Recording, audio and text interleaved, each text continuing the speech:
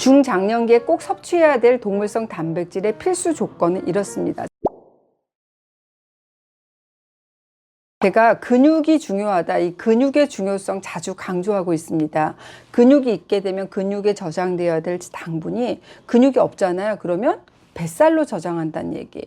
또 우리 몸에서 허벅지 근육까지 큰 근육이 계속 줄어들게 되면 당뇨병에 걸리기가 쉽다는 얘기. 그리고 또 평소에 우리가 할 수 있는 허벅지 운동도 제가 소개해 드린 바가 있습니다. 단백질도 수시로 강조를 해왔죠.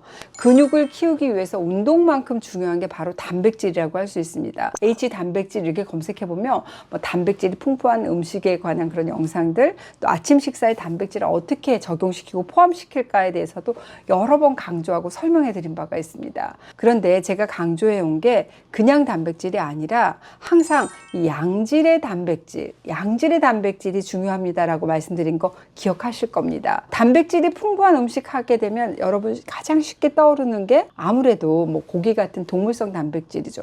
근육 키우기 좋고 생체 이용률이 높기 때문에 꼭 우리가 챙겨 드셔야 되는 그런 단백질인데, 하지만 우리나라 국민, 특히 이 중장년층이죠. 60대에서 70대, 어떻게 보면 요때가 근육과 단백질 섭취가 정말 중요한 시기잖아요.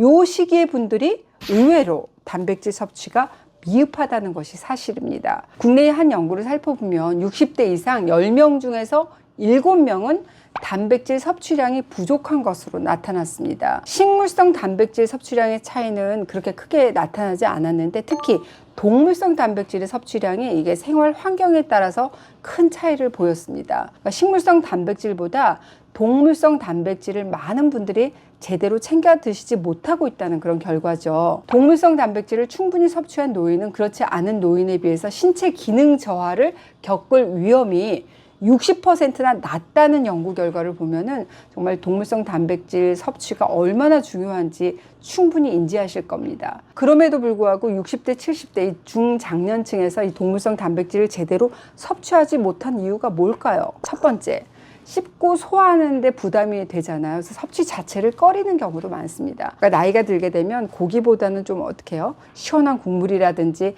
나물 반찬이 더 좋아지는 것도 일종의 소화에 대한 부담 때문이라고 할 수 있습니다. 어떤 분들은 나는 고기를 자주 먹으니까 단백질 하나도 안 부족하다라고 또 말씀하시는데, 의외로 고기를 충분히 드셔도 근육이 생기는 단백질 자체는 부족한 경우도 많습니다. 단백질의 종류, 또 흡수되는 그런 속도에 따라서 내 몸에 필요한 아미노산으로 분해 흡수되는 그런 효율도 달라질 수밖에 없습니다. 두 번째, 동물성 단백질 식품에 포함된 포화지방 때문일 수도 있습니다. 당뇨, 고지혈증, 심혈관 질환 같은 대사증후군이 아주 흔하잖아요, 중장년층에게는.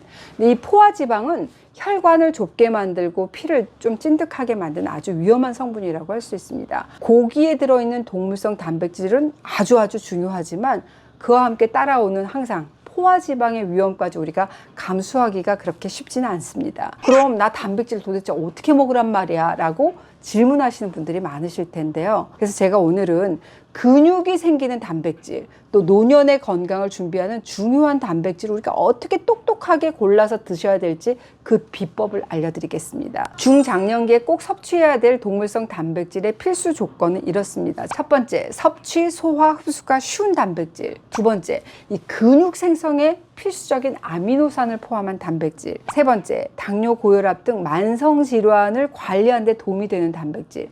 요 세 가지를 포함해야지 우리 중장년층의 근육 생성에 도움이 된다라고 얘기할 수 있습니다. 먹기만 하면 배 아프고 설사해서 결국은 소화 흡수가 안 되면 안 되겠죠. 근육 만드는 아미노산이 쏙 빠져 있으면 안 되겠죠. 혈당 수치, 콜레스테롤 수치 신경 쓰면 안 된다는 얘기입니다. 그래서 이 세 가지 조건에 딱 맞아서 여러분에게 추천해 드릴 만한 단백질이 있습니다. 바로 분리유청 단백질입니다. 분리유청 단백질?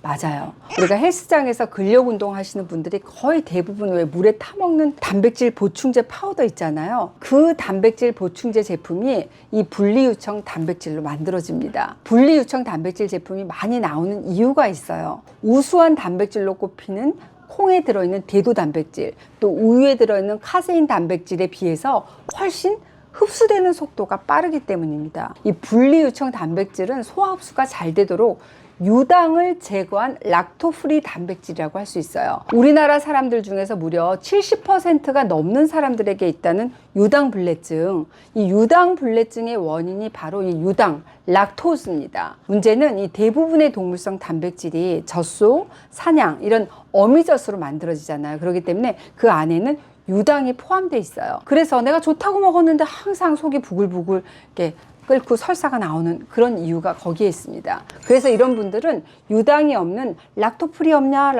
이 락토프리 제품을 이렇게 선택하시는 분들이 많습니다. 그럼 많은 분들이 유당이 없는 락토프리 단백질이 어떤 게 있습니까? 이런 질문 하실 텐데 그게 바로 제가 앞서 말씀드린 분리유청 단백질입니다. 락토프리 단백질이잖아요. 그렇기 때문에 배탈 설사 없이 소화 흡수가 굉장히 좀 편하다는 그런 장점을 가지고 있는 단백질입니다. 이 분리유청 단백질은 우리 몸에서 근육 생성하는 아미노산이 가장 풍부한 단백질 중에 하나라고 할 수 있어요.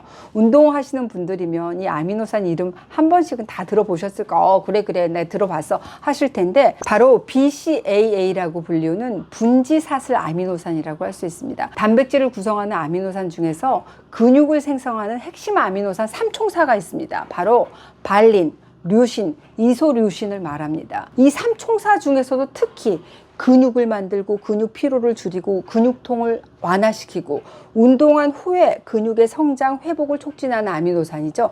이게 바로 이 류신이 가장 풍부한 단백질, 그게 바로 분리유청 단백질이라고 할 수 있습니다. 재미있는 연구 결과가 있어서 제가 알려드릴게요. 바로 이 연구인데 분리유청 단백질을 충분히 먹잖아요. 그러면 우리가 운동을 하지 않아도 근육이 생길 수 있다는 굉장히 흥미로운 내용이라고 할 수 있습니다. 연구 결과를 보면은 운동하면서 대두 단백질을 섭취한 사람보다 운동하지 않고 이 분리유청 단백질을 섭취한 사람의 근육 생성량이 더 많았다는 겁니다. 이 논문이 실린 저널이 뉴트리션 메타볼리즘이라고 하는 건데 임팩트 팩터가 한 4 정도 됩니다. 임팩트 팩터라고 하는 게 이 논문이 권위 그리고 신뢰도를 나타내는 거거든요. 이 4라는 숫자는 중간 정도 되는 숫자라고 할 수 있어요. 결과가 하도 선명해서 약간 의심스러울 정도인데 중장년층은 근육 운동을 좀 강도 높게 하기가 힘든 나이잖아요. 근데 이 분리유청 단백질만 먹고도 근육이 생성되는 데 도움을 준다고 하니까 정말 희망적인 팩트라고 할 수 있습니다. 물론 이 근력 운동을 우리가 하면서 분리유청 단백질을 섭취하게 되면 금상첨화라고 할 수 있겠죠. 세 번째, 이 분리유청 단백질은 대사성 질환 관리에 도움을 받을 수가 있습니다. 분리유청 단백질의 섭취가 심혈관 질환의 위험을 떨어뜨리고 또 혈당을 조절하는 효과가 있다라고 밝힌 연구 결과를 제가 소개해 드릴게요. 이 저널은 임팩트 팩터가 약 7 정도 되는 높은 것으로 굉장히 신뢰할 만한 저널이라고 할 수 있습니다. 이 논문에서 보면은 분리유청 단백이 식후 혈당을 약 21% 낮춰주는 효과가 있는 것으로 나오네요. 뿐만 아니라 통풍이 있는 분들이 겪는 어려움도 있잖아요. 육류의 퓨린 함량이 높잖아요. 그렇기 때문에 단백질을 먹긴 먹어야 되는데 육류를 제외한 다른 음식을 찾느라고 아마 고생들 많이 하셨을 겁니다. 근데 이 분리유청 단백질은 퓨린 함량이 적어요. 그렇기 때문에 저퓨린 시기가 필요한 분들에게도 쉽게 단백질을 섭취하실 수가 있습니다. 자, 정리해 드리겠습니다. 내가 평소에 유당 때문에 속이 부글부글 했던 분이라고 한다면 그래, 분리유청 단백질 꼭 확인하시라고 말씀드렸습니다. 분리유청 단백질은 근육 생성을 관여하는 아미노산이 가장 풍부하고 또 내 몸에 흡수되는 속도가 빠르기 때문이다라는 말씀 드렸습니다. 세 번째 장점, 분리유청 단백질은 혈당 조절 또 심혈관 질환의 위험성을 감소시키고 저퓨린 식품이에요. 그렇기 때문에 통풍 환자도 안심하고 드실 수 있다는 말씀 드렸습니다. 마지막으로 분리유청 단백질 드실 때 꿀팁 한 가지 더 알려드릴게요. 유청 단백질을 내가 먹을 때 항상 곁들일 짝꿍이 있습니다. 근육하고 뼈는 서로 밀접하게 붙어있는 조직이라서 서로 성장과 대사를 조절합니다. 그 말은 근육과 뼈를 같이 신경 써야 된다는 거죠. 밀크 칼슘은 다른 칼슘에 비해서 소화 흡수가 잘 되는 편이기 때문에 흡수 잘 되는 분리유청 단백질하고 같이 드시잖아요. 그러면 뼈하고 근육에 도움이 될 수 있습니다. 미리미리 근육 부자 뼈 미인 되어보시죠.